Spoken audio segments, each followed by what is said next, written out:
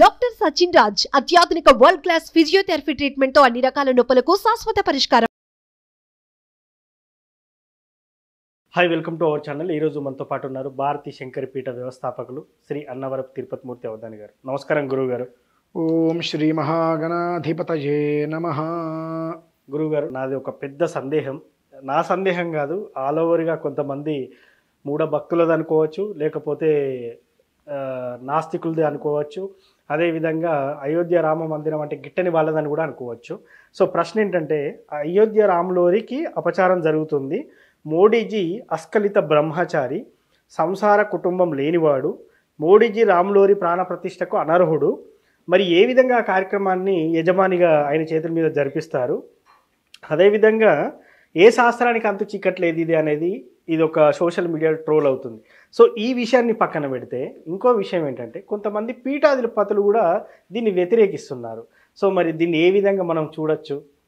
ఓం రామాయ రామభద్రాయ రామచంద్రాయ వేధసే రఘునాథాయ నాథాయ సీతాయ పతయే నమః. అయోధ్య రామ మందిరం, మీరు అడిగిన ప్రతి ప్రశ్నకి నేను సమాధానం చెప్తాను. అయితే ముందుగా మనం ఒక విషయం తెలుసుకుందాం. చెప్పండి. రామ మందిరం అనేటువంటిది మనకు భారతీయ సంస్కృతికి సంబంధించి కానీ సనాతన విషయానికి కానివ్వండి 500 సంవత్సరాల కళ. అవును, 500 సంవత్సరాల కళ నెరవేరుతుంది. దానికి ఒకటి మనం సంతోషపడాలి. ప్రతి ఇంటి మీద ధర్మధ్వజాలు ఎగరేస్తూ ప్రతి ఇంటికి జై శ్రీరామన్ రాసుకుంటూ నినాదాలతోటి సంతోషపడాలి. అటువంటి అద్భుతమైన ఘట్టం ఇది. అంటే దీనికోసము ఎన్ని వేల మంది ప్రాణాలు పోగొట్టుకున్నారో తెలుసు, ఎంతమంది కారాగారంలో ఉన్నారో తెలుసు, అక్కడ రామాలయం నిర్మించాలి అని చెప్పి. అటువంటి వారందరి యొక్క ప్రాణ త్యాగాలకి నిలువెత్తి నిదర్శనమే రామ మందిర నిర్మాణం అని మనం చాలా గొప్పగా చెప్పుకోవచ్చు. అయితే ఇక్కడ మోదీ గారు, ప్రధానమంత్రి గారు అస్ఖలిత బ్రహ్మచారి అన్నారు కదా. ఆంజనేయ స్వామి ఎవరండి? ఆంజనేయ స్వామికి పెళ్ళయింది అంటున్నారు కదా గురువు గారు. అస్ఖలిత బ్రహ్మచారి ఆంజనేయ స్వామి. అస్ఖలిత బ్రహ్మచారులు కొంతమందే ఉంటారు, అందరూ లేరు. మరి రామదూత ఎవరు? ఆంజనేయ స్వామి వారి. అవును. మరి ఆయనకి లేనిది ఈయనకి ఎలా పెడుతున్నారు అంటే, దీనికి ఎలా వస్తుందంటే అండి, కేవలము మీరు అన్నారు చూసారా, వేద నిందకులు, నాస్తికులు, ధర్మద్రోహులు దీని గురించి చర్చాగోష్ఠి పెట్టి దీన్ని నాశనం చేయాలి అనే సంకల్పం, దాంతో నడుస్తుంది ఇదంతా. 2 పీఠాధిపతులు అన్నారు. లేదండి, పీఠాధిపతులు అందరూ ఎవ్వరూ దీన్ని వ్యతిరేకించలేదు. చాలామంది అంటున్నారు, ఒకళ్ళు అవిముక్తానంద సరస్వతి అనే స్వామివారు ఎవరైతే ఉన్నారో దాన్ని ఆయన మాత్రం విమర్శించారు విపరీతంగా. కంచివారిని తీసుకుందాం. కంచి కామకోట పీఠాధిపతులలో జయేంద్ర సరస్వతి స్వామివారు అయోధ్య రామ మందిరం నిర్మించాలని చెప్పి విశ్వ ప్రయత్నం చేశారు. ఆ విజువల్స్, ఫొటోస్ అన్నీ ఉన్నాయి. ఎంత తాపత్రయపడ్డారో తెలుసు. అందరూ ఎవరు అనలేదండి. దీని గురించి ఎప్పటి నుంచో 3 సంవత్సరాలుగా వస్తుందిగా. ఆ ముహూర్తం నిజంగా మంచిది కాదు అంటే అసలు ముందుకు నడవదు కదండి. మొన్న విన్నా, రామ మందిరానికి కొన్ని వేల మంది, కొన్ని కోట్ల మంది విరాళాలు ఇస్తే ఇంకా 3,000 కోట్ల రూపాయలు మిగిలినవి నిత్యాన్న సంతర్పణ అక్కడ చేస్తాము అన్నారు. అది సంకల్ప బలం కాకపోతే, ఆ ముహూర్తానికి బలం లేకపోతే అంతమంది ముందుకు వస్తారా? ఇన్ని సంవత్సరాల నుంచి లేనిది, ఇన్ని సంవత్సరాల నుంచి లేనిది ఇవాళ ఎలా వచ్చారు అంటే అది సంకల్ప బలం. 2 పేరు కూడా విన్నా, బాలరాముడు అని చెప్పి. అవును, నిన్న ప్రతిష్ఠించారు. అవునండి, నిజం. బాలరాముడే కదండి. అయోధ్యలో సీతారాముడు కాదు కదండి. మనందరికీ తెలిసిన రాముడు ఎవరు? సీతారాముడు. అవును. ఇది స్వయంవరం అనంతరం, స్వయంవరానికి మునుపైన బాలరాముడే కదా. అవును. మరి అయోధ్యలో తిరిగి మనకు రామాయణంలో బాలకాండ, అయోధ్యకాండ, 2వది అయోధ్యకాండ, అక్కడే జన్మించి అక్కడే పుట్టి అక్కడే తిరిగి ఉన్నారు కాబట్టి అయోధ్య రాముడు అంటే బాలరాముడే కదా, పిల్లాడే కదా అక్కడ తిరిగింది. మరి అక్కడ పుట్టినప్పుడు బాలరాముని కాకుండా సీతారాముని ఎలా ప్రతిష్ఠ చేస్తారు?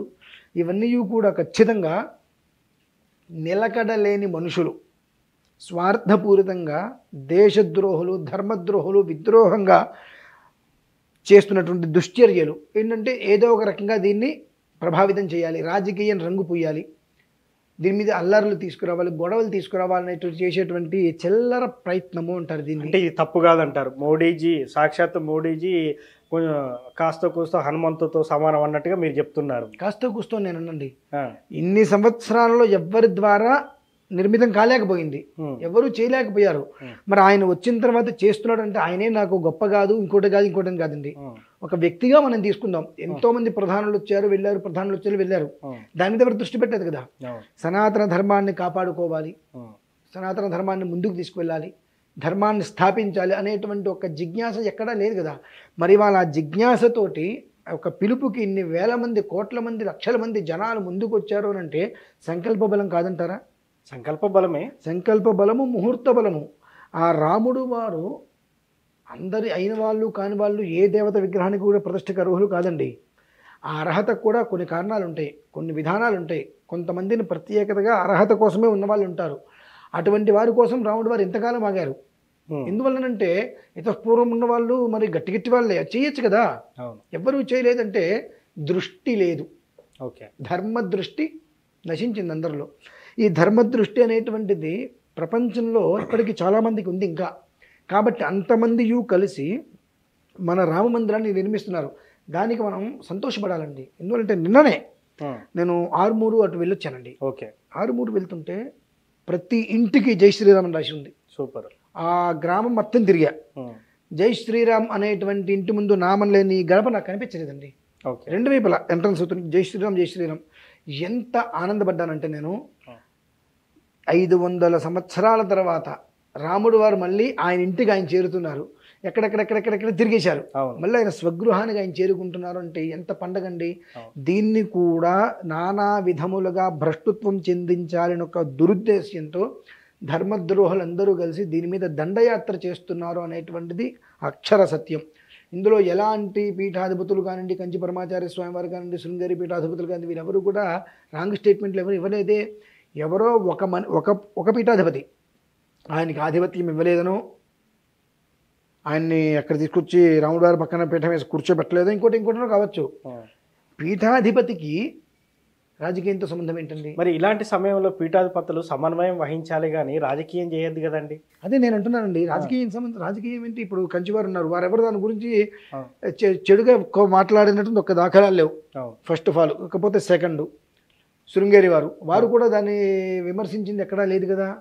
మా అందరికీ కూడా ఆనందమే అంటున్నారు. ఎవరో ఒక మనిషి అన్నదాన్ని చిత్రీకరించారు పీఠాధిపతులు అని. పీఠాధిపతి అన్నటువంటి వ్యక్తి దాని పీఠాధిపతులు అంటే మన వాళ్ళందరికీ కూడా ఇదిగో పులి అంటే అదిగో తోకాంటం అనేటువంటి అలవాటే కదండి. ఆ రకంగా దాన్ని చిత్రీకరిస్తే మరుక్షణం వచ్చింది కదండి, మేమెవరం కూడా విమర్శించట్లేదు, మాకు దానికి సంబంధం లేదని కూడా వారందరూ కూడా చెప్పారు. అంటే ఇక్కడ కేవలము కూడా ధర్మం అంటే ఇప్పుడు మేకవన్నె పులి, గోముఖ వ్యాఘ్రం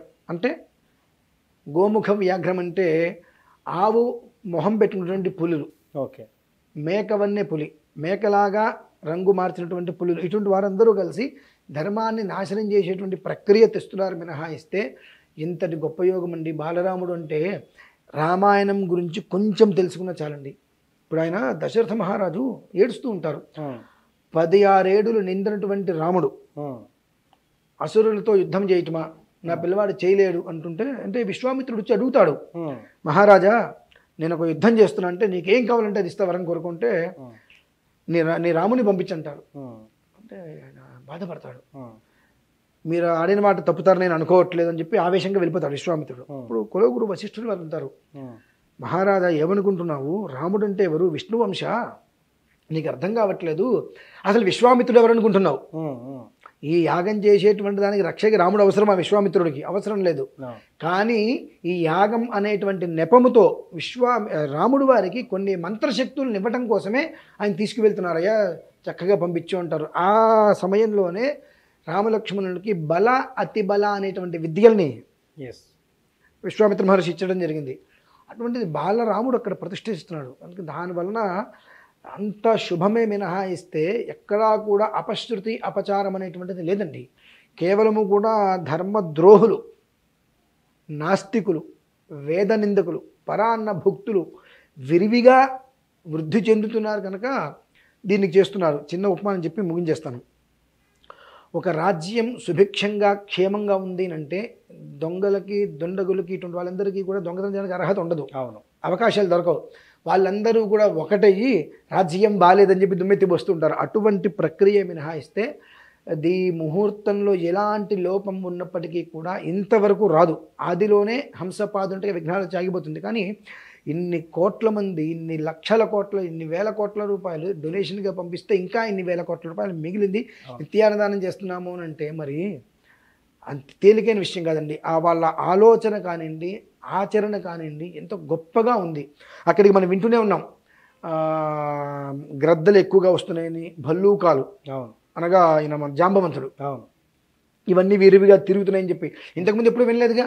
అవును, ఇప్పుడు ఎందుకు వస్తున్నాయంటే రాముడు వస్తున్నాడు అక్కడికి, మా రాముడు అక్కడికి వస్తున్నాడు అనే ఒక ఆనందంతో అవన్నీ కూడా దర్శనం చేసుకోవడానికి కూడా అందరూ వస్తున్నాయి అక్కడికి. కాబట్టి ఇది లోకక్షేమమేనండి, అంతే తప్ప వీళ్ళందరూ కూడా దీని ఏదో పక్కదారి పట్టించాలి, దీనివల్ల ఏదన్నా మోడీకి పెద్ద పేరు వచ్చేస్తుందేమో అనే ఒక దుర్బుద్ధితో చేసేటువంటి దురాక్రమణ మినహాయిస్తే వేరే ఇందులో ఎలాంటి ఇబ్బందులు లేవండి. సంతోషం సార్. రామ మందిరం మీద వస్తున్న అపోహల గురించి, అదేవిధంగా రూమర్స్ గురించి మీరు చాలా చక్కగా వివరించారు. Thank you so much. చూశారు కదా, రామ మందిరంపై వస్తున్న ఏవైతే పీఠాధిపతులు చేస్తున్న కామెంట్స్ ఉన్నాయో దాని గురించి పూర్తి వివరణ ఇచ్చారు తిరుపతి అవధాని గారు. ఇది వాటి కార్యక్రమం. మరో కార్యక్రమంలో మళ్ళీ కలుద్దాం. Thank you.